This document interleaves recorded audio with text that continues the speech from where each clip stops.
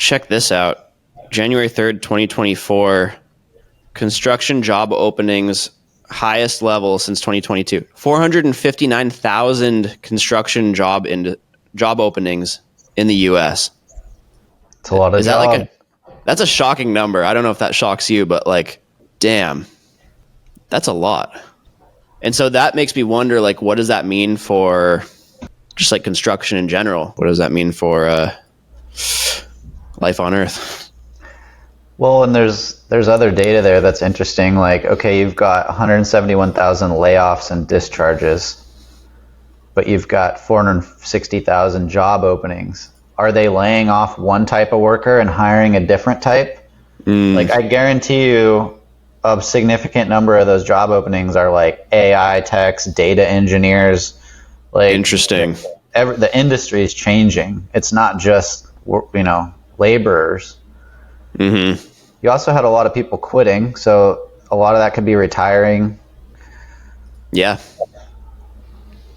So, no doubt, though, like, construction is such a good industry to get into for young people, especially. Like, yep. Look at that uptrend on that chart. Yeah, well, because what's this bottom one? Quits versus job openings. So, like, the spread is increasing. Yeah. And this was since 2012. So in 2012, they were breaking even on people. So demand's going up. Gap. That means that prices, wages are going to have to go up to attract people to this. Mm-hmm. So, yeah, it'll be interesting to see how all of this unfolds. Yeah. So you as a marketing company for construction contractors, have you guys been helping anybody advertise to find employees or labor? Yeah, so it's always an uphill battle, or at least it has been. One recent discovery is I met a guy who does staffing. He's like a recruiter for the construction industry and residential construction in particular. And this company basically came to life with ChatGPT because they're able to expedite all these processes that used to take forever, like creating job descriptions. They do testing on all the applicants, like disc testing. They respond to every applicant within like 5 minutes. Like, they're just able to kind of perform a level of action that no one was capable of before, and they're actually making some headway in helping people find it. So another thing that we do is we'll just make it clear on like people's websites and whatnot that they're actually hiring.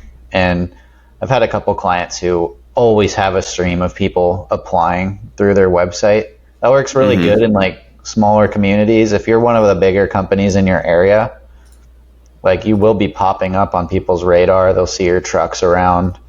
It's good to have some kind of avenue or funnel, if you will, for people who are looking for work to be able to come in and apply all the time. And that's one of the keys is, like, you should be recruiting. You should be looking for people all the time, even when you don't need them.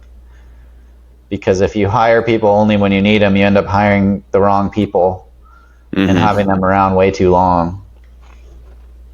So, yeah, just on that, I'm a big fan of always be hiring. Always have job openings up. Always be having people in for interviews, even if you don't need them right away, because there's a lot of chances that, those people, maybe you interview them and it's a good fit, but it's not the right timing. 3 months down the road, you need someone, you think of them, and they're still looking for something, and then you can hire them then. You want to have a backlog, kind of like a sales pipeline. You want to have a hiring pipeline so that if there's ever an emergency, pipeline. You should have new customers being processed on the front end and new employees on the back end. And then at least those two areas never become the reason why you're not growing, Exactly. Yeah, especially because when you suddenly need an employee, and then if that's when you start looking for one, you usually end up picking the wrong person because you're in a pinch.